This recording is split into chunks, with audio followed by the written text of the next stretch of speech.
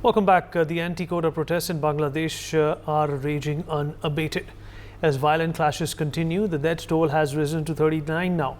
And amidst this, several government buildings have been torched and also vandalized. Protesters have stormed the headquarters of the state broadcaster Bangladesh Television.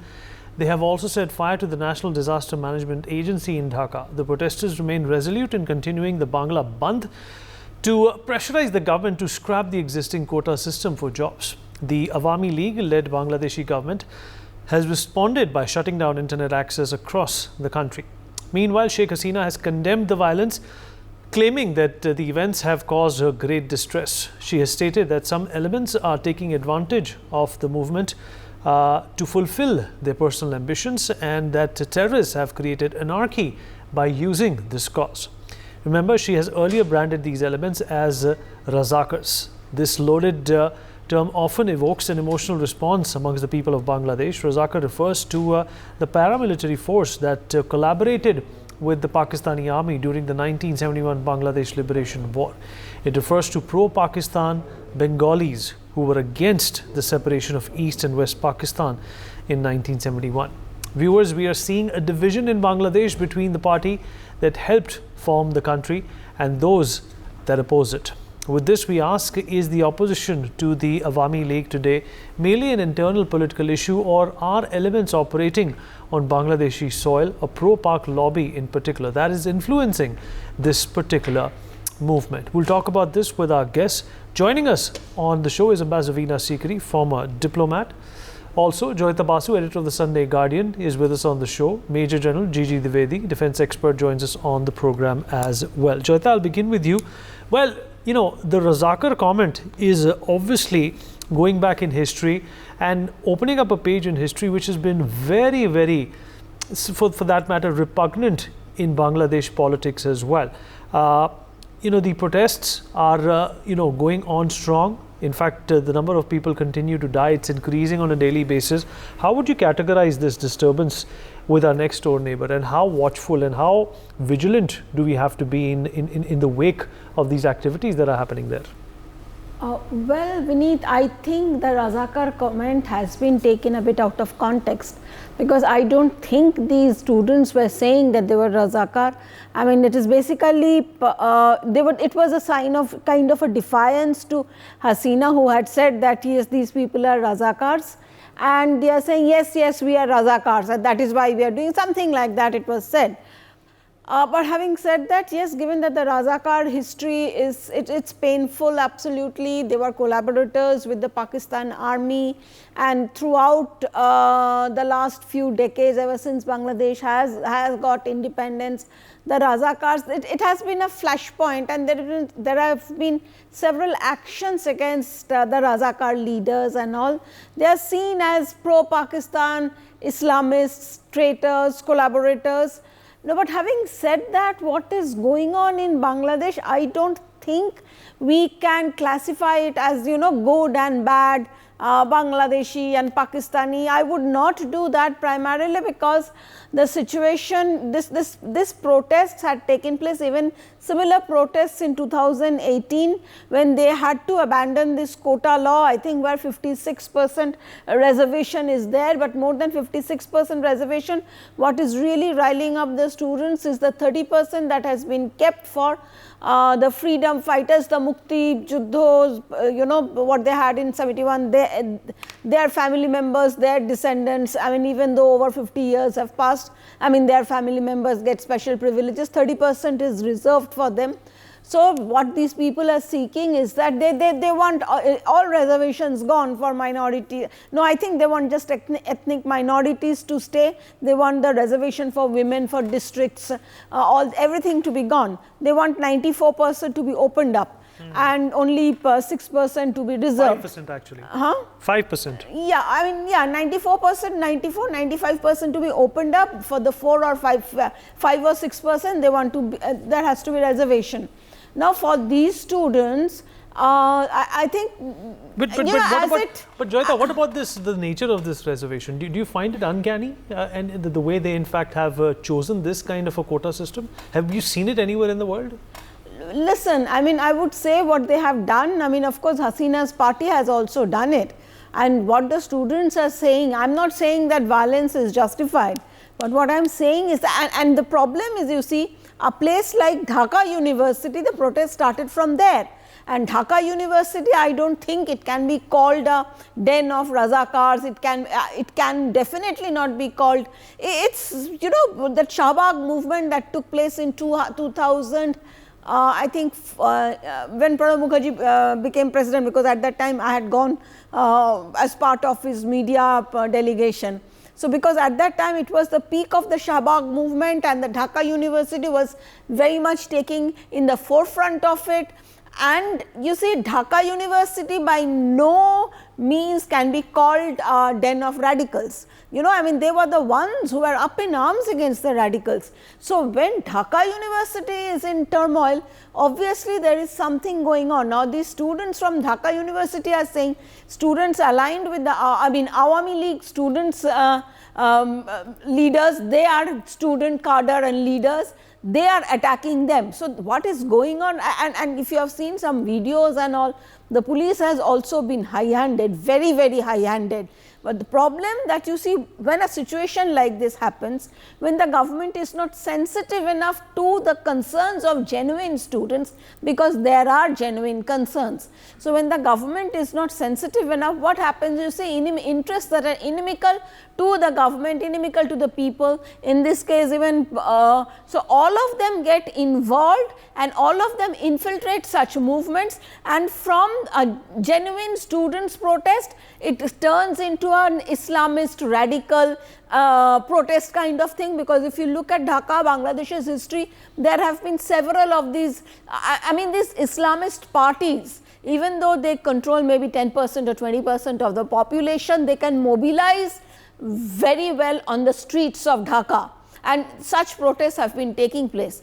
I mean, frankly, we should be worried that this protest does not take a very radical turn, because then that is going to be a problem. Secretive manner, they have to pass on the message to Hasina that this cannot continue. You have to bring your streets under control. You have to ensure that, you know, your students are not so upset that they kind of take up arms, because from this maybe a small section of Bangladeshis have been radicalized, maybe they have taken to arms and all. You cannot have so many disillusioned students on the streets, and that is a serious problem, and that is going to pose a serious problem for your future. And not just that, for India as well. Think of it, because if these students are so disillusioned, you know what happens, the radicalized, the Jamaat, this and that, they fall prey to such people. So, this is a problem that Hasina will have to handle without calling names like, oh, you are a Razakar, you know, or not all students are Razakars, not all students are coming from Jamaat. I think he has to realize that, she has to realize that. Ambassador Veena Sikri, how incumbent is this responsibility upon the current dispensation of not fueling more fire to this already burning situation? It is, of course, the government's full responsibility. Prime Minister Sheikh Hasina has been elected for a 5-year term. It is her full responsibility to ensure that everything passes peacefully, and any demands, any requests from any section of society have to be met with the seriousness that each of these sections of society want. And students are above all a very, very sensitive and important section of society, and they have in Bangladesh always been playing a leading role, including right from the time of the Liberation War of 1971. So certainly Prime Minister Hasina has full responsibility, and one can see that the other segments of society who were unable to perform well, or who had boycotted the elections, who do not now have a role in political power, are also trying to use or misuse the situation to get their leadership as being recognized, to get the students to come on their side, and in some way to prolong the disturbance, so it will to whatever extent possible trying to destabilize Prime Minister Sheikh Hasina. Now certainly as far as India is concerned, we do not want to see Prime Minister Sheikh Hasina destabilized, because as an elected leader she must be able to carry the country forward in every way to success, to implement her own ideas, to implement her own vision, to work with her neighbors, and to carry forward the best interest of the students as well.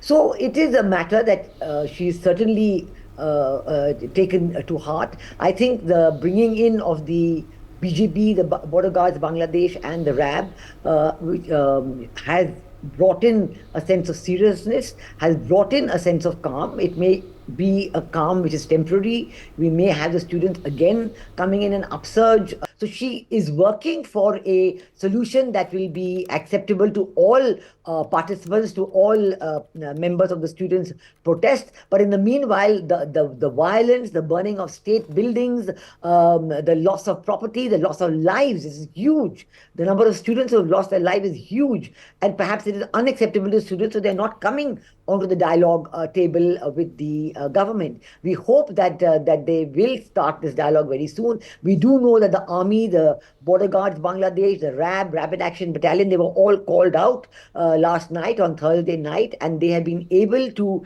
bring some kind of calm to the situation. This morning was calm, but throughout the day, there have been clashes in places like Uttara and Mohammadpur and other suburbs of Dhaka between the police and the students. But I think the central part remained calm, and there's been no kind of arson or burning that took place yesterday. And the visuals are, of course, still absolutely horrendous and unacceptable. So I think that as a neighboring country, we wish that this matter would be solved as soon as possible. There would be peace. We have advised our Indian nationals to be careful and to be in constant touch with the Indian High Commission in Dhaka and the Assistant High Commission's offices in other cities. And I think that we have to hope at all times for a stable, peaceful and prosperous Bangladesh. And this is their internal matter, no doubt. The students are theirs. The problem of reservation is theirs. Every country looks in its own way for reservations. We have affirmative action programs even in the US. So every country has its own methodology of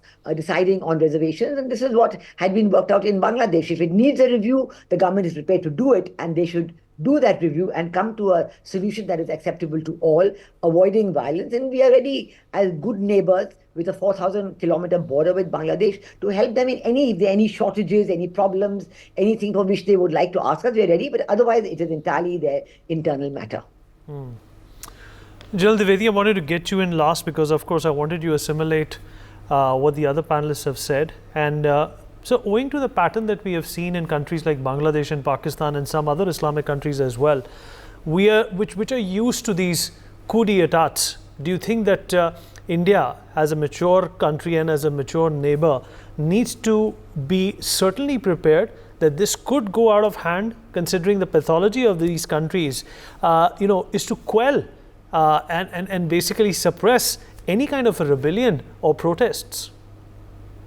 Well, Vineet, yesterday when we discussed the issue, we shared an apprehension that situation could take a turn for worse, and our fears have come true.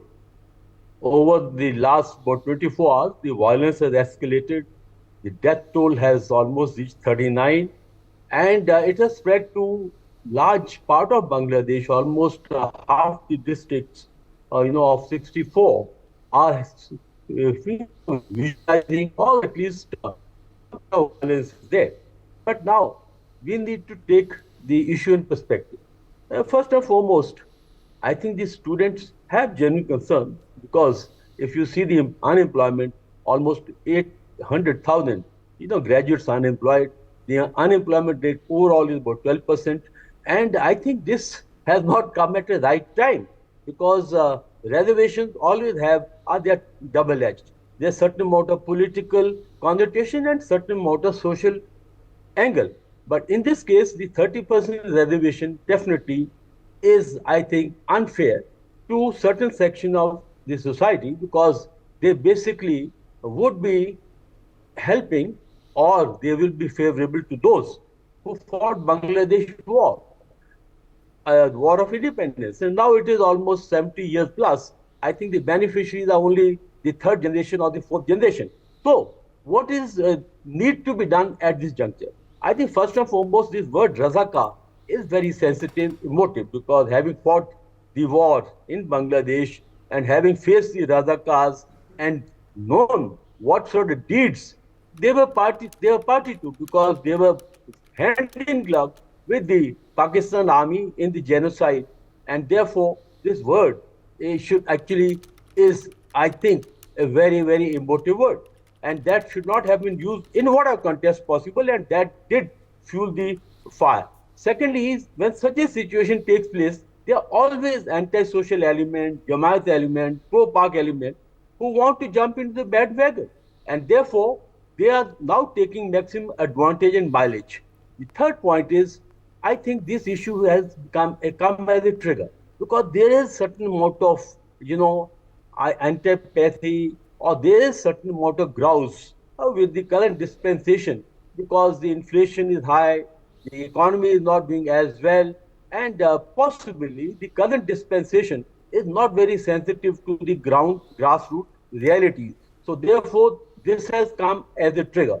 But my final concluding thoughts are, first and foremost, this issue must be now addressed in entirety. I think first thing can be done is to hold this whole reservation issue, put it at hold, because the 7th August is yet, it's quite some time because it's almost 3 weeks away, and this violence cannot go on. Therefore, I think Prime Minister must step in and say that, okay, this issue has actually held in abeyance or frozen. Second point is the students, because they are the ones, and I know the Dhaka students, they are very meritorious, and I have seen that this movement of 71 war, in fact, started from the Dhaka University. So these students are not actually, can be equated with the anti-social forces or Jamaat or such elements. So they need to be addressed separately, and those who are trying to cause the problem must be dealt separately. So it is like a, iron hand and, velvet glove. The student must be handled with velvet glove, and the iron hand should be those who are trying to disturb and trying to take this situation actually somewhat anarchy. And I would sincerely hope, as a well-wisher of Bangladesh as country and as a good neighbor there, that this situation needs to be handled in entirety with a lot of soft touch, and the student feeling should be assuaged, and those who have lost their lives, I think nation leadership must come forward and ensure that their near dear ones are actually given a sympathetic hearing, and also the right compensation must be given. Vineet. Joyita, solutions. You think India can diplomatically or in a soft manner influence what's happening in Bangladesh, or do you think we should keep out? We should keep out, because you see, Bangladesh is a very strong, it's a country which is very, very sensitive about its sovereignty, and there is a very strong anti-India element, anti-India streak in Bangladesh. Well, it's a different matter that so many of them come to India for treatment, for everything, for travel, treatment, and but at the same time, especially among the younger people and the slightly radicalized, not slightly, the totally radicalized. As I said, even if 10% of the country is radicalized, that's definitely a problem. So the thing is among them, there's a huge hatred for India. So India cannot be openly seen to be interfering in this matter. There is going to be trouble if that happens. What we have to do is that in silence, you have to ensure that no one gets to know anything about it. You have to tell Hasina very nicely, very quietly. You have to pass on the message that you cannot continue like the way you are continuing, because you see, there is a genuine grievance. All right, whether it is about government jobs or not, of course there are several problems over there, because you see, even government jobs are so much in demand in India, especially the fact is that a lot of people think that becomes a cushy life. We don't have to work, we can go walk in at office at any time, we will not be sacked, all sorts. So that mindset is there in Bangladesh as well. But you see, that cannot be reason for ensuring that that a huge section of the youth will be not allowed, because you see, when you are looking at it is the future of a country. So you cannot have disillusioned people who are out on the streets, who are dying, because this is a very, very serious matter that is going on. But India cannot be seen, as I said, to be openly interfering. It has to very gently, in a very low profile manner, in a very, I would say, secretive manner. They have to pass on the message to Hasina that this cannot continue. You have to bring your streets under control. You have to ensure that your students are not so upset that they kind of take up arms, because from this and maybe a small section of Bangladeshis have been radicalized. Maybe they have taken to arms and all. You cannot have so many disillusioned students on the streets, and that's a serious problem, and that's going to pose a serious problem for your future. And not just that, for India as well. Think of it, because if these students are so disillusioned, what happens? The radicalized, the Jamaat, this and that, they fall prey to such people. So this is a problem that Hasina will have to handle without calling names like, oh, you are a Razakar, or not all students are Razakars. Not all students are coming from Jamaat. I think he has to realize that, she has to realize that. Ambassador Veena Sikri, how incumbent is this responsibility upon the current dispensation of not fueling more fire to this already burning situation?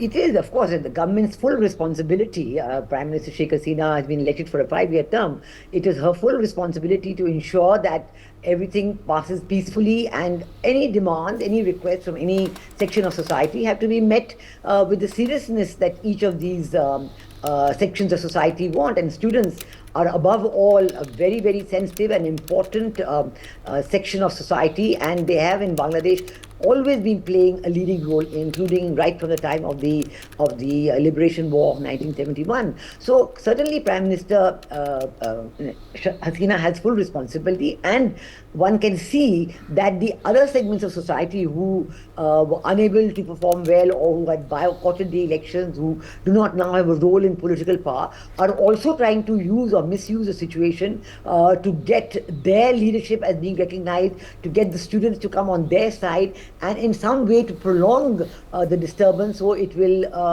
to whatever extent possible, trying to destabilize Prime Minister Sheikh Hasina. Now, certainly, as far as India is concerned, we do not want to see Prime Minister Sheikh Hasina destabilized, because as an elected leader, she must, be able to carry the country forward in every way to success, to implement her own ideas, to implement her own vision, to work with her neighbors, and to carry forward the best interest of the students as well. So it is a matter that she's certainly taken to heart. I think the bringing in of the BGP, the Border Guards Bangladesh, and the RAB, which has brought in a sense of seriousness, has brought in a sense of calm. It may be a calm which is temporary. We may have the students again coming in an upsurge by tomorrow morning. Friday is always in that sense a quieter day. Everybody goes to the mosque and so on. So let us see how it works out tomorrow morning. Above all, I'd like to see if the talks start between the students and the government. I think the use of the word Razakar certainly was unfortunate, but I think one should not attach, totally go on to just that one sentence and ignore all the other aspects, where we know that in 2018 this government itself cancelled all the reservations of Quota. So they are in that sense fully prepared to go back to that situation, because they had done it themselves in 2018. So I think you have to convince the students, all segments of the students, that the government is acting in the full interest of the students, the government is acting in good faith, and the government has actually taken the decision earlier, and they're fully willing to talk to the students about reform of the quota system, so that the interests of maybe that segment of the freedom fighters' children or grandchildren who have not been able to rehabilitate themselves, because sometimes when the main person in the family, the breadwinner of the family, has lost his life, it takes a long time for other children and grandchildren to recover or to rehabilitate themselves in society. There are many aspects to the problem, and I think one has to look at all sides to it and hope very seriously and sincerely that Prime Minister Sheikh Hasina is able to rehabilitate the situation and is able to prevent the anti-social elements and political parties who have not fared well in the elections to try and destabilize the situation in any way. For more such videos, subscribe to the NewsX YouTube channel, hit the bell icon.